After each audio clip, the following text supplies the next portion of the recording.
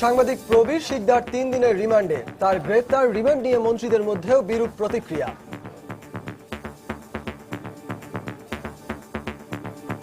আইনের সুরক্ষা যাতে নিশ্চিতভাবে পান সেই ব্যাপারে তথ্য মন্ত্রণালয়ের পক্ষ থেকে আমরা সবসময় নজর রাখবো। আর কি রাতেই এসে গাড়ি করে নিয়ে গেল, এত এফিশিয়েন্ট হয়ে গেল পুলিশ ডিবি, যেন মনে হয় এটাই সবচেয়ে গুরুত্বপূর্ণ মামলা। গাড়ি পোড়ানো মামলায় রাজধানীর পান্থপথ থেকে বিএনপি চেয়ারপারসনের উপদেষ্টা ও সাংবাদিক নেতা শওকত মাহমুদ গ্রেফতার রাখা হয়েছে ডিবি কার্যালয়ে। সেই মামলায় উনি এজাহার নামী আসামি এবং ওনাকে চার্জশিটে ওনার নাম আছে, সে কারণে এছাড়াও ওনার বিরুদ্ধে একাধিক মামলা আছে বিভিন্ন থানায়। দেখছিলেন প্রধান শিরোনাম। সন্ধ্যার সময় সঙ্গে আছি আমি সজল মিত্র রিচার্ড এবং আমি সাইফুল রুদ্র। এবার অন্যান্য শীর্ষ সংবাদ। ব্লগার অভিজিৎ ও অনন্ত দাস হত্যার মূল পরিকল্পনাকারী ও অর্থ যোগানদাতা সহ আনসারুল্লাহ বাংলা টিমের 3 সদস্য আটক, এর মধ্যে একজন ব্রিটিশ নাগরিক। টিকিট জটিলতা সহ নানা দুর্ভোগে হাজার হাজার হজ যাত্রী। বিলম্বিত হচ্ছে একের পর এক ফ্লাইট। সমাধান হয়েছে ভিসা সমস্যার দাবি কর্তৃপক্ষের। ভারত থেকে গরু আমদানি বন্ধ থাকা এবার কোরবানির হাটে পশুর দাম বাড়ার আশঙ্কা। আমদানি নির্ভরতা কমানোর পরামর্শ প্রাণী বিশেষজ্ঞদের। মাত্রাতিরিক্ত যাত্রী নিয়ে বেপরোয়াভাবে রাজধানীতে চলছে লেগুনা। কঠোর লাইসেন্সিং এর মাধ্যমে নিয়ন্ত্রণে আনার পরামর্শ যোগাযোগ বিশেষজ্ঞদের। কোনো সাউন্ড বাপায়ে ক্রস হেড করলেন বাঁকায় দাঁড়িয়ে, দেখে যাক গোল এবং গোল এবং গোল। এবং কিশোর সাব ফুটবলের ফাইনালে নির্ধারিত সময়ে ভারত বাংলাদেশের 1-1 গোলের সমতা। দর্শকদের উপচে পড়া ভিড়।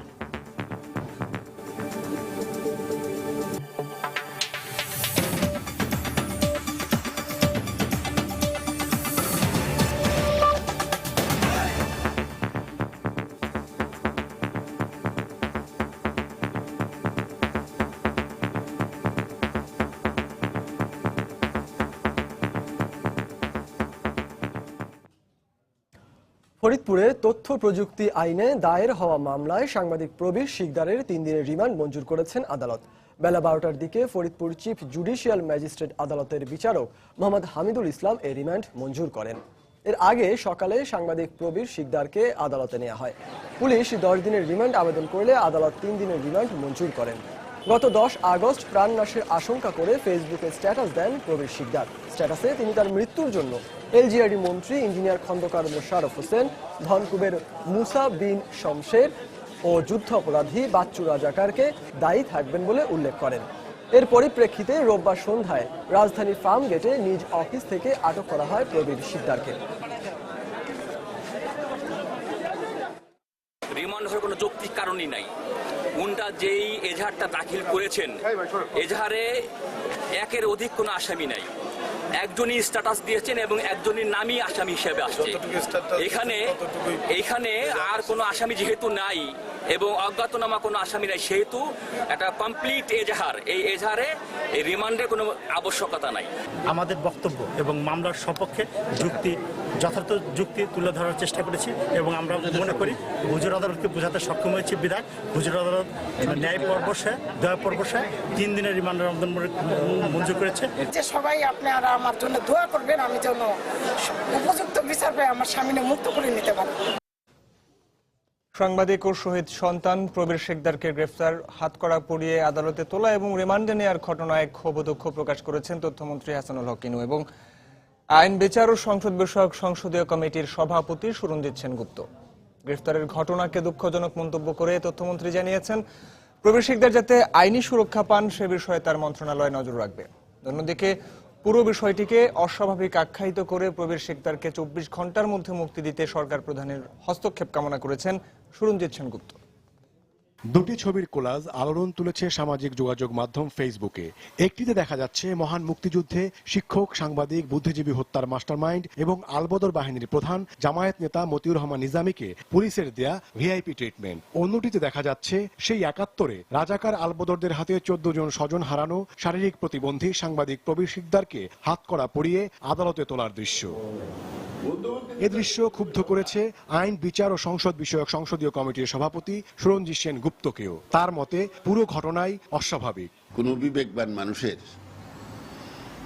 আর শান্ত হয়ে থাকার অবস্থা নেই। এই লোকটিকে হাত করা দিয়ে নিয়ে যাওয়া এবং তার ছবি প্রকাশ করা, এটি আরো বেশি খুব যন্ত্রণাদায়ক হয়েছে। আমি বুঝি না এটার কেন বেইল হলো না। আমার যতটুকু সীমিত জ্ঞান আছে আইনে, অঙ্গহানি লোক যদি কোর্টের সামনে হাজির হয় তাকে জামিন দেওয়া যায়, তারপরে তাকে ইন্টারোগেট করতে হবে, রিমান্ডে নিতে হবে, এটাও আমাদের কাছে খুবই স্বাভাবিক মনে হয়নি। তাছাড়া এই অঙ্গহানির লোকটি সে হাইকোর্ট ছাড়া বসতে পারে না। রাতেই এসে গাড়ি করে নিয়ে গেল, এত এফিশিয়েন্ট হয়ে গেল পুলিশ, ডিবি, যেন মনে হয় এটাই সবচেয়ে গুরুত্বপূর্ণ মামলা এবং সবচেয়ে বেশি অবস্থান।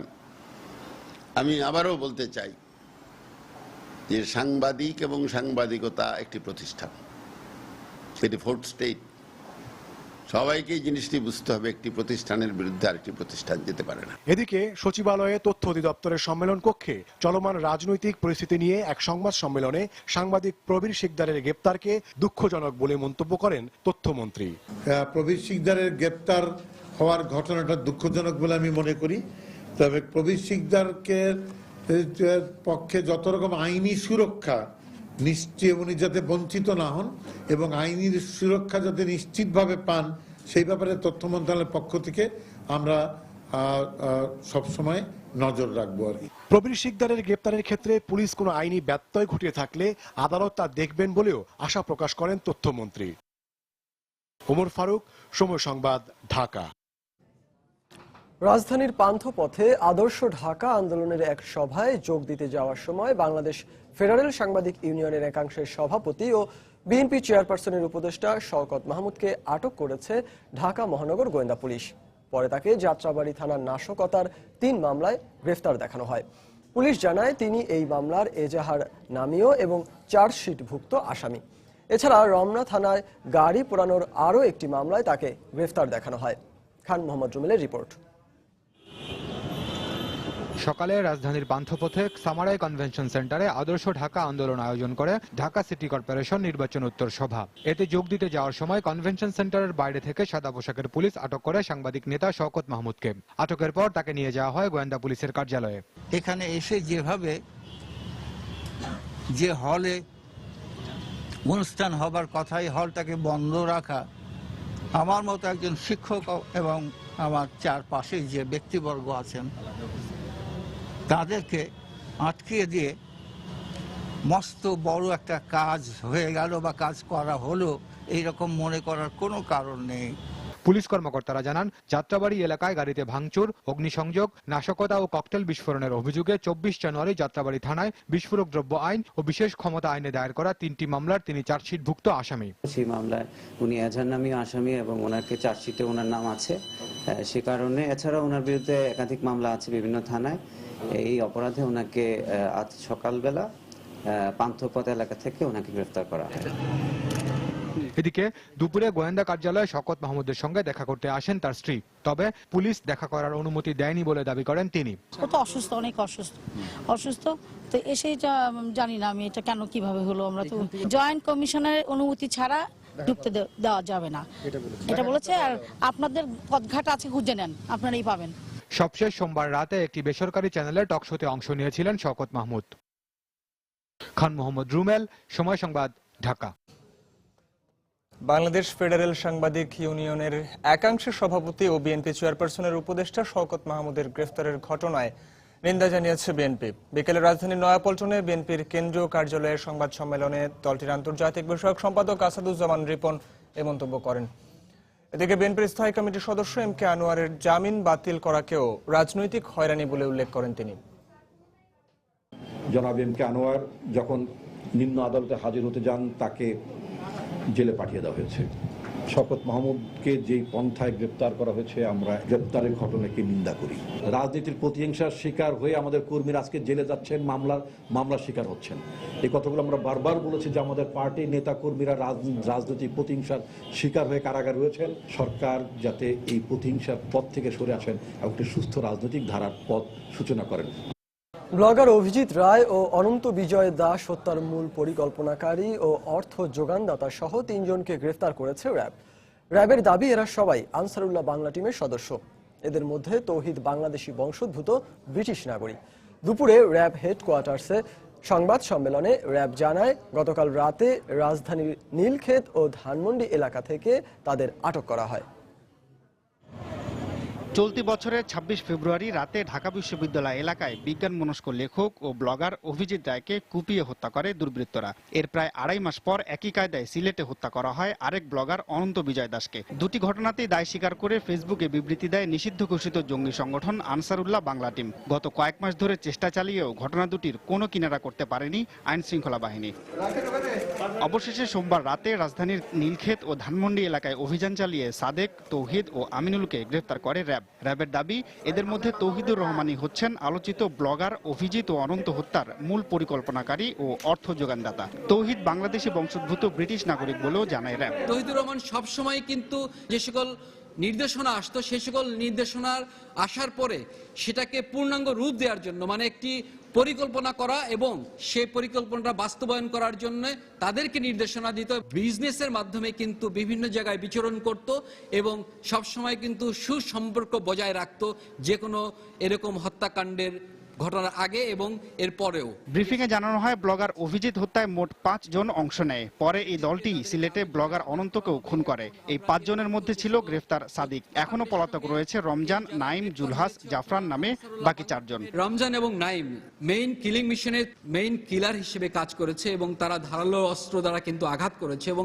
এই কয়েকজন লোক কিন্তু আশেপাশে থাকে। এইখানে যখন হত্যাকাণ্ড হয়, হত্যাকাণ্ডের পরে এই একটি গ্রুপই ঠিক একইভাবে সিলেটেও হত্যাকাণ্ডের ঘটনা সংঘটিত করেছে।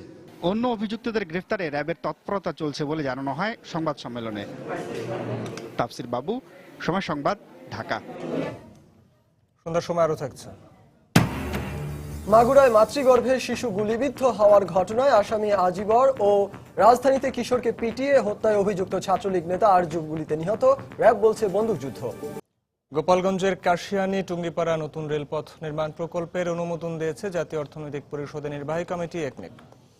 এতে ব্যয় ধরা হয়েছে 2023 কোটি 72 লাখ টাকা। রাজধানীর শেরেবাংলা নগরে এনএসি সম্মেলন কক্ষে সকালে প্রধানমন্ত্রী শেখ হাসিনার সভাপতিত্বে বৈঠকে একথা বলা হয়। এছাড়া আরো 5টি প্রকল্পেরও অনুমোদন দেওয়া হয়েছে। এর মধ্যে 3টি নতুন, অন্য 2টি সংশোধিত প্রকল্প। অনুমোদন দেওয়া 6টি প্রকল্পের সম্ভাব্য ব্যয় ধরা হয়েছে 3,961 কোটি 94 লাখ টাকা। বৈঠক শেষে প্রকল্পগুলোর বিভিন্ন দিক তুলে ধরেন পরিকল্পনা মন্ত্রী আহম মুস্তফা কামাল। আওয়ামী লীগ নেতা সৈয়দ আশরাফুল ইসলাম বলেছেন, কোন শক্তি বাঙালির ইতিহাস থেকে বঙ্গবন্ধুর নাম মুছে ফেলতে পারবে না। বঙ্গবন্ধু এভিনিউয়ে জাতীয় শ্রমিক লীগ আয়োজিত জাতীয় শোক দিবসের আলোচনা সভায় তিনি একথা বলেন। অনুষ্ঠানে আওয়ামী লীগ নেতা মাহবুবুল আলম হানিফ অভিযোগ করেন, মধ্যবর্তী নির্বাচন চেয়ে বিএনপি নেত্রী বাংলাদেশে জঙ্গিবাদ প্রতিষ্ঠা করতে যাচ্ছেন। বঙ্গবন্ধুকে হত্যা করে তারা ভেবেছিল বঙ্গবন্ধুকে নিশ্চিহ্ন করে দেবে। বঙ্গবন্ধু দিনে দিনে দিনে দিনে আরো শক্তিশালী হয়ে উঠছেন। এই কবরের শুয়েই তিনি আজ প্রতিটি মানুষের হৃদয়ে স্থান পেয়েছে। আপনারা বলেন মাননীয় প্রধানমন্ত্রীকে পদত্যাগ করতে, পদত্যাগ করে কাকে ক্ষমতা দেবে? এ বাংলার জনগণ কাকে চায়? ওই বেগম খালেদা জিয়াকে? বাংলাদেশের মানুষ আর চায় না এই দেশটা দুর্নীতির সরকারে পরিণত হোক। যেভাবে বাংলাদেশকে জঙ্গিবাদের চারণভূমি বানিয়েছিলেন, সেই বাংলাদেশ এদেশের জনগণ আর দেখতে চায় না। কিশোর সাফ ফুটবলের খবর।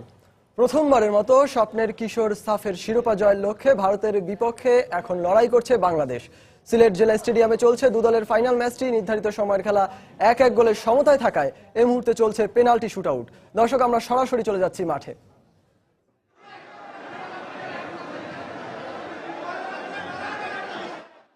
বাংলাদেশ এগিয়ে গিয়েছিল, ইন্ডিয়া সমতা এনেছিল।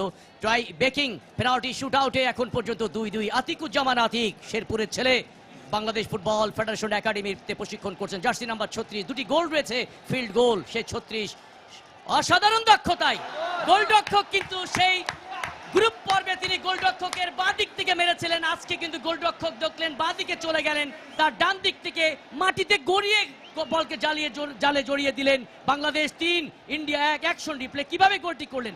গোলরক্ষক আগেই মুভ করেছিলেন এবং গোলরক্ষকের মুভমেন্ট দেখে আলতো পুষে গোলরক্ষকের ওই ডান দিক থেকে জড়িয়ে দিলেন জালে এবং দলকে এগিয়ে নিয়ে গেলেন 3-2 গোলে। বাংলাদেশ 3 ইন্ডিয়া 2। আতিকুজ্জামান যেভাবে গোলটি করলেন সালাউদ্দিন ভাই, একেবারে বোকা বানিয়ে দিলেন ওই ভারতের গোলরক্ষক সিঙ্গিলকে, এবং তিনি কোনো কিছু বুঝে ওঠার আগেই একেবারে মাটি গড়িয়ে ওই জালে জড়িয়ে দিলেন, যার ফলে খেলার ফলাফলে মুহূর্তে বাংলাদেশ 3 প্রতিপক্ষ ভারত 2। জার্সি নাম্বার 10 ভারতীয় দলের অভিজিৎ সরকার, তিনি এসেছেন কিক করার জন্য। দেখা যাক কি করেন এবং এবং সেভ এবং সেভ ভারতীয় দলের অভিজিৎ সরকার, তিনি মিস করলেন। গগন বিদারী চিৎকার সিলেট জেলা স্টেডিয়ামে দর্শকদের। আমাদের পিছনে রয়েছেন মঈনুদ্দিন আহমেদ, সিলেট ফুটবল অ্যাসোসিয়েশনের সিনিয়র ভাইস প্রেসিডেন্ট, টুর্নামেন্টের কো চেয়ারম্যান, তিনি কিন্তু উল্লাস করছেন। টাইগারদের অ্যাকশন রিপ্লে। কিভাবে গোলরক্ষকের বাঁ দিকে করলেন, গোলরক্ষক সাইড মিলিয়েছিল, বিধি বাদ ছাড়লো ওই সাইড পোস্ট, বল ফিরে আসলো, এগিয়ে গেল বাংলাদেশ। বাংলাদেশ 3 ইন্ডিয়া 2। ভাগ্যদেবী যেন মুখ ঘুরে নিয়েছে ভারতীয় দলের দিক থেকে। ক্রস বারে লেগে প্রতিহত হওয়ার কারণে তৃতীয় শটে, সাইড বারে লেগে প্রতিহত হওয়ার কারণে তৃতীয় শটে ব্যর্থ। অ্যাডভান্টেজ বাংলাদেশের সামনে। এই শটে গোল করলে 4-2 এগিয়ে যাবে। আপাতত 3-2 এগিয়ে রয়েছে বাংলাদেশ দল। বাংলাদেশের পক্ষে জার্সি নম্বর 32 তিনি যাচ্ছেন সাদউদ্দিন, সিলেটের ছেলে, সবার দৃষ্টি তার দিকে। গোল! 4-2 এগিয়ে গেল বাংলাদেশ। এবং এই এক গোলের মাধ্যমে সাদউদ্দিন ছিলেন একমাত্র গোলদাতা সেমিফাইনালের। দর্শকদের উল্লাস, উচ্ছ্বাস, উন্মাদনার বহিঃপ্রকাশ আমরা লক্ষ্য করছি সিলেটের জেলা স্টেডিয়ামে। বাংলাদেশ ধ্বনিত এবং প্রকম্পিত হচ্ছে। Action replay. কিভাবে সাদউদ্দিন গোলরক্ষক ওই প্রভুষু সিং গিলকে পরাস্ত করলেন, বোকা বানালেন লাল সবুজের পতাকা। গগন বিদারী চিৎকার, উল্লাস, উচ্ছ্বাস, আনন্দ সবই হচ্ছে সিলেট জেলা স্টেডিয়াম এবং সারা বাংলাদেশে। বাংলাদেশ টেলিভিশন সরাসরি সম্প্রচার করছে সিলেট জেলা স্টেডিয়াম থেকে।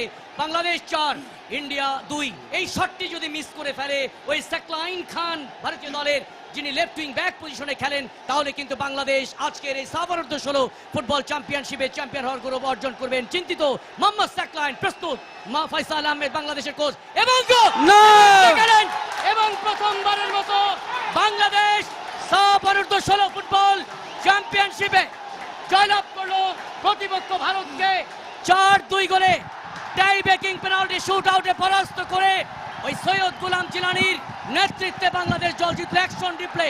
সাকলাইন খান চাপ সংবরণ করতে পারলেন না, ভুল করলেন। গোলরক্ষক ফয়সাল সাইড মিলালেন এবং বলকে গ্রিপ করে প্রথমবারের মতো বাংলাদেশ অনূর্ধ্ব-16 ফুটবল দলকে সাফ অনূর্ধ্ব-16 ফুটবল চ্যাম্পিয়নশিপ 2015 চ্যাম্পিয়ন ট্রফির সাথে আলিঙ্গন করালো বাংলাদেশ। বাংলাদেশ বাংলাদেশ অভিনন্দন বিজয়ী বাংলাদেশকে, অভিনন্দন। আজকের ম্যাচে পরাজিত ভারতকেও। ভারত না খেললে বাংলার খুদে টাইগাররা এত সুন্দর, এত উজ্জীবিত নৈপুণ্য প্রদর্শন করতে পারত না। ধন্যবাদ সিলেটে আগত অসংখ্য দর্শক, যাদের সরব উপস্থিতি উজ্জীবিত করেছে স্বাগতিক বাংলাদেশের খুদে টাইগারদেরকে, অনুপ্রেরণা জুগিয়েছে ভালো খেলতে। গ্রুপ পর্বে 2টি ম্যাচে 2টি জয়, সেমিফাইনালে জয়, শেষ পর্যন্ত ভারতের সাথে ফাইনালে টাই ব্রেকিং পেনাল্টি শুট আউটে 4-2 গোলে পরাজিত করে সাফ অনূর্ধ্ব-16 ফুটবল চ্যাম্পিয়নশিপে প্রথমবারের মতো চ্যাম্পিয়ন হলো বাংলাদেশ। অনেক উল্লাস, উচ্ছ্বাস। গোলরক্ষক ফয়সাল আহমেদ ম্যাচের হিরো। দুটি, একটি সাইড গোল, আরেকটি তিনি রক্ষা করলেন। বাংলাদেশ জিতলো ওই গোলরক্ষক ফয়সাল আহমেদকে নিয়ে। বাংলাদেশের উদীয়মান ভবিষ্যৎ তারকারা কিন্তু উজ্জীবিত। নাগান সিং, ওই বিটান সিং মাটিতে বসে রয়েছেন। প্রভুষু খান সিং গিল ভারতীয় দলের গোলরক্ষক। হতাশা কিন্তু উল্লাস গ্যালারিতে। এর একটি কারণ স্বাগতিক বাংলাদেশ চ্যাম্পিয়ন, স্বাগতিক বাংলাদেশ চ্যাম্পিয়ন। জয়ের ভাষ্য আর অনেক ধারাবাহিকের মুখ থেকে জয়ের ভাষ্য আপনারা শুনছেন। আমার সঙ্গে শামসুল আলম প্রিন্স, আমার সঙ্গে কুমার কল্যাণ, মাহমুদুল হাসান মুরাদ রয়েছে। বাংলাদেশ নির্ধারিত 90 দর্শক, সিলেট জেলা স্টেডিয়ামের আজকে কানায় কানায় পূর্ণ ছিল দর্শকদের দ্বারা। আর সেই দর্শকের সুবাদে আজকে বাংলাদেশ ভারতের সাথে 4-0 গোলের ব্যবধানে জয়লাভ করে একটি শুভ সূচনা করলো। 3বারের সাফ অনূর্ধ্ব ফুটবলে বাংলাদেশ প্রথমবারের মতো চ্যাম্পিয়ন হবার গৌরব অর্জন করেছে। আমরা বাংলাদেশ টেলিভিশনের পক্ষ থেকে বাংলাদেশ অনূর্ধ্ব-16 দলকে জানাই অভিনন্দন। সুপ্রিয় দর্শক, অল্প কিছুক্ষণের মধ্যেই শুরু হয়ে যাবে পুরস্কার বিতরণী। আপনারা জানেন দর্শকদের উৎসাহ এবং উদ্দীপনায় জেগে উঠেছে সিলেট জেলা স্টেডিয়াম। 10 নম্বর জার্সি ভারতের তিনি যখন প্রথম বারে ঠেকিয়ে দেন বলটি, তখনই কিন্তু প্রায় নিশ্চিত হয়ে যায় বাংলাদেশ জয়লাভের দ্বার প্রান্তে। কিন্তু বাংলাদেশের গোলকিপারের অনবদ্য রক্ষা বাংলাদেশকে আরেকবার উজ্জীবিত করে জানান দেয় বাংলাদেশ জয়লাভ করে ফেলে 4-2 গোলের ব্যবধানে। ফ্লাড লাইটের আলোতে এই সাফ অনূর্ধ্ব ফুটবল জেগে উঠেছে। প্রথমবারের মতো চ্যাম্পিয়ন হবার গৌরব অর্জন করেছে বাংলাদেশের অনূর্ধ্ব 16 দল। এরপরে আগামী সেপ্টেম্বরে রয়েছে সাফ অর্থাৎ এএফসি ফুটবল টুর্নামেন্ট, যে এএফসি ফুটবল টুর্নামেন্টে বাংলাদেশ অংশগ্রহণ করবে। সেছাড়াও আরও 5টি দেশ অংশগ্রহণ করবে। এছাড়াও রয়েছে বাংলাদেশের আরও অনূর্ধ্ব 19 যারা অংশগ্রহণ করবার প্রাক্কালে বাংলাদেশের দর্শকরা। সুপ্রিয় দর্শক, আপনাদের জানিয়ে দিতে চাই এবং আজকের যে দর্শকরা যে অবস্থান সৃষ্টি করেছে, বাংলাদেশ ধ্বনি করে বাংলাদেশের দর্শক কাঁপাচ্ছে এই সিলেট জেলা স্টেডিয়ামে। আজকে লেডিস এন্ড জেন্টলম্যান, আপনারা জানেন অল্প কিছুক্ষণের মধ্যেই এই পুরস্কার বিতরণের জন্য উপস্থিত অতিথি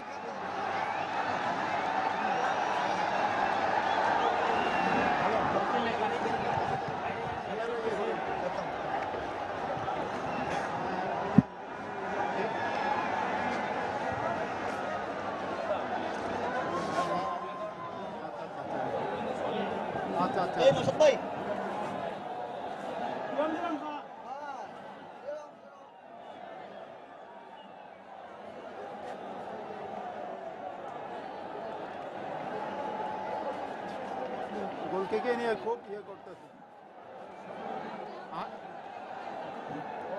হাত ফোন দিচ্ছে তোমাকে, ধরো।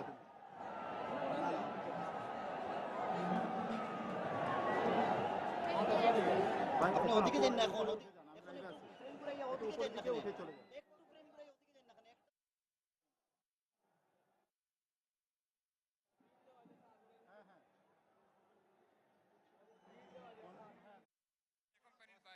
The special guest of today's program, Mr. Arif Khan Joy. দর্শক, আপনারা যেটা দেখতে পাচ্ছেন যে বাংলার সোনার ছেলেরা ইতিমধ্যে ইতিহাস রচনা করেছে সিলেটে এবং ভারতকে তারা ট্রাইবেকারে হারিয়ে, এবং এই ট্রাইবেকারে হারানোর নায়ক হচ্ছে যে গোলকিপার, সে ভারতের দুটি। আমি বাংলাদেশকে কাপ দিব, আজকে এটা আল্লাহ তাআলা আমাদেরকে দিয়েছে সুযোগ। ধন্যবাদ। আনন্দ উল্লাস করছে এবং দর্শকদের সাথে তারা এই আনন্দ ভাগাভাগি করে নিচ্ছে। এবং তার বিপরীতে আমরা যেটা দেখতে পাচ্ছি যে গতবারের চ্যাম্পিয়ন ভারত, তারা কেঁদে কেঁদে মাঠ থেকে বের হচ্ছে এবং বাংলাদেশের যে সোনার ছেলেরা তারা আনন্দে উৎফুল্ল। এবং এই সিলেটের যে মাঠ, যে 20,000 ধারণ ক্ষমতার যে মাঠ, পুরো মাঠে কিন্তু গ্যালারি কানায় কানায় পরিপূর্ণ। আপনারা দেখতে পাচ্ছেন যে এই সাউন্ডা পতাকা নিয়ে তারা দর্শকের সাথে গিয়ে হাত মিলাচ্ছে। এবং আপনাদের যদি আমি বলে রাখি যে এই সাফ অনূর্ধ্ব 16-র 3টি আসর ইতিমধ্যে চলে গেছে এই আসর সহ, এবং এই 3 আসরের মধ্যে গতবারের চ্যাম্পিয়ন কিন্তু এই ভারত। এবং গতবারের যে আসরে এই ভারতের কাছে হেরেই বাংলাদেশ দেশে চলে এসেছিল, যে সাউন্ডের যে পূর্বসূরি যারা রয়েছে তারা এই ভারতের কাছে হেরেই দেশে চলে আসে। কিন্তু এই ভারতকে তারা এই আসরের 2টি ম্যাচে তারা ভারতকে হারিয়েছে এবং গ্রুপ পর্বের যে ম্যাচটি ছিল সেই ম্যাচে তারা ভারতকে হারিয়েছিল। এবং আজকে যে ফাইনাল ম্যাচ আপনারা যেটা দেখেছেন, যারা দুর্দান্ত খেলেছে বাংলার ছেলেরা, এবং এই দুর্দান্ত খেলে ইতিমধ্যে জয় উপহার দিয়েছে বাংলাদেশকে। তো দর্শক, আপনারা যেটা দেখতে পাচ্ছেন যে এখন যে সবশেষ যে অবস্থা, যে গ্যালারিতে হাজার হাজার মানুষ শুধু বাংলাদেশ করছে। তো এই ছিল সিলেটের গ্যালারির সর্বশেষ খবর। দর্শক, আপনারা দেখছিলেন আসলে স্বপ্নের মতো একটা মুহূর্ত। বাংলাদেশ অনূর্ধ্ব 16 ফুটবল দল সাফ অনূর্ধ্ব 16 চ্যাম্পিয়নশিপের শিরোপা জয় করেছে। এটি প্রথমবারের মতো যেটি কিনা ডিফেন্ডিং চ্যাম্পিয়ন ভারতকে হারিয়ে। এবং ভারতীয় দলের অভিজিৎ সরকার এবং সাকলাইন দুজন পেনাল্টি শুটআউটে গোল মিস করেছেন, এবং বাংলাদেশ দলের গোলরক্ষক ফয়সালের অসাধারণ দক্ষতায় যে শেষ পেনাল্টি শুটআউটটি হয়েছে তিনি সেভ করেছেন। তার বদৌলতে বাংলাদেশ যে জয়টি পেয়েছে, আসলে এটিই বাংলাদেশকে চ্যাম্পিয়ন করেছে। এক সপ্তাহের মধ্যে শ্রম বিধিমালা চূড়ান্ত করা হবে বলে জানিয়েছেন বাণিজ্যমন্ত্রী তোফায়েল আহমেদ। দুপুরে সচিবালয়ে কানাডা, ইইউ, যুক্তরাষ্ট্র ও ড্যানিশ রাষ্ট্রদূতের সঙ্গে বৈঠক শেষে তিনি কথা বলেন। তিনি বলেন, যুক্তরাষ্ট্রে বাংলাদেশি পণ্যের শুল্কমুক্ত প্রবেশাধিকার জিএসপি ফিরে পেতে সব পদক্ষেপ নিয়েছে সরকার। জিএসপি বিষয়ে আলোচনা করতে 3 জন সচিব যুক্তরাষ্ট্রে সফর করবেন। এছাড়া সেপ্টেম্বরে মার্কিন বাণিজ্য বিষয়ে প্রতিনিধি দল বাংলাদেশ সফরে আসবেন বলেও জানিয়েছেন মন্ত্রী। তবে মার্কিন রাষ্ট্রদূত জিএসপি ফিরে পেতে যুক্তরাষ্ট্রের দেওয়া শর্তের মধ্যে শ্রম অধিকার এবং নিরাপদ কর্মপরিবেশ নিয়ে আরও অগ্রগতি অর্জন করতে হবে বলে জানিয়েছেন।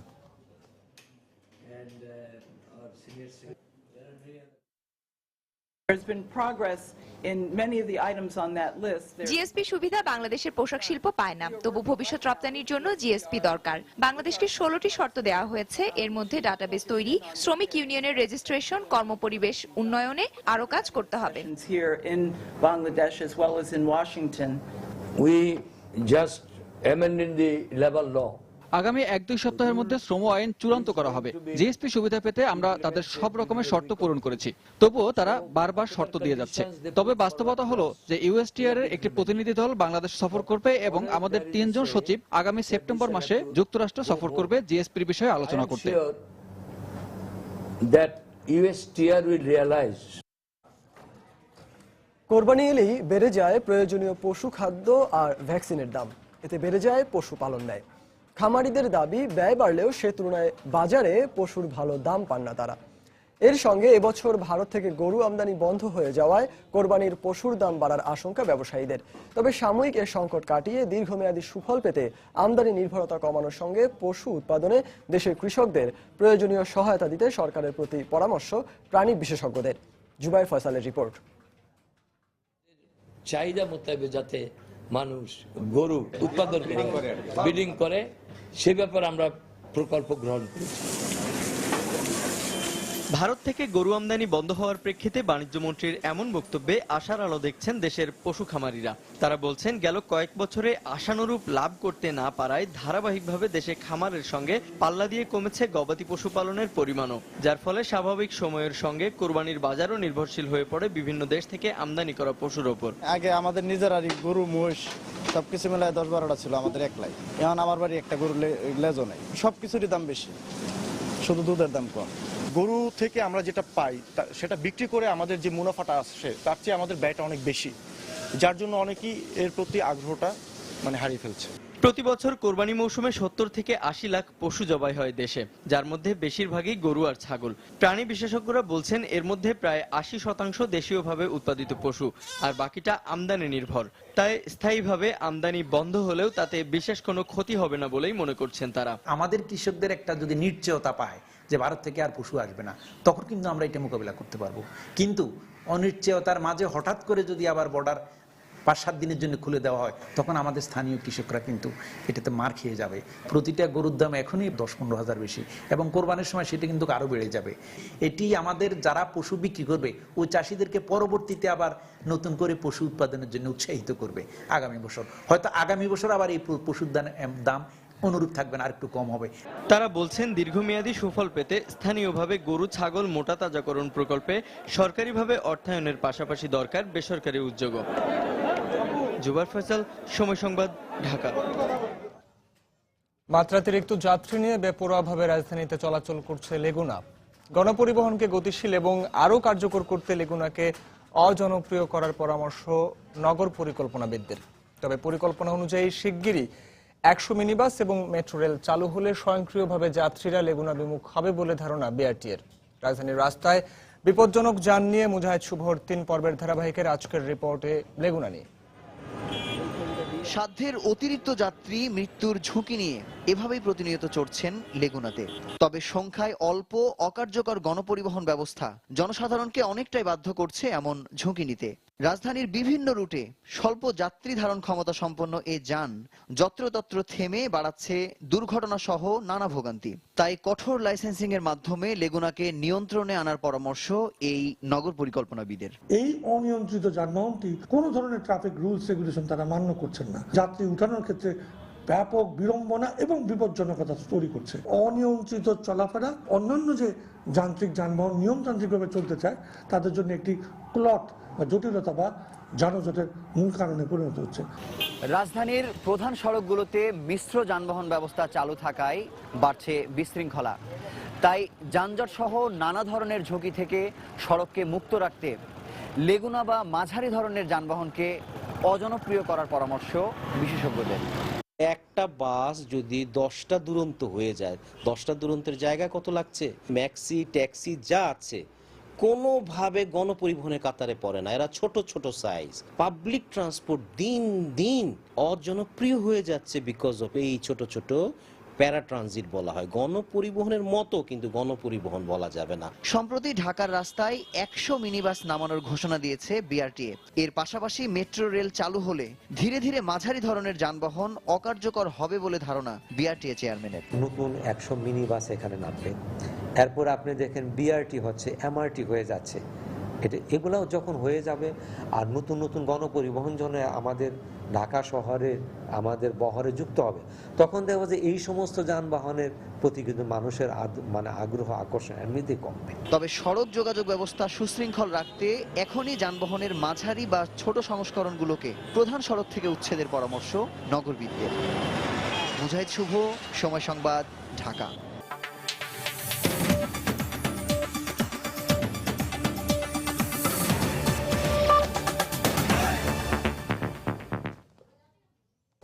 থাইল্যান্ডের রাজধানী ব্যাংককে ফের বোমা হামলার ঘটনা ঘটেছে, তবে এই ঘটনায় কেউ হতাহত হয়নি বলে জানিয়েছে কর্তৃপক্ষ।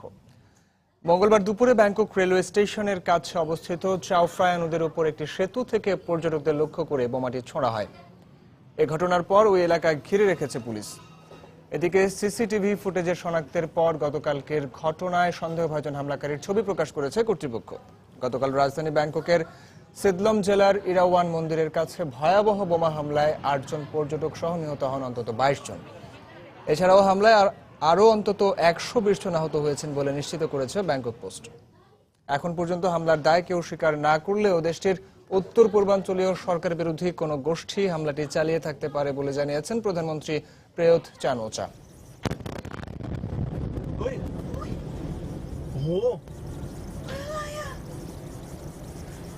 บุคคลที่มุ่งประสงค์ร้ายต่อ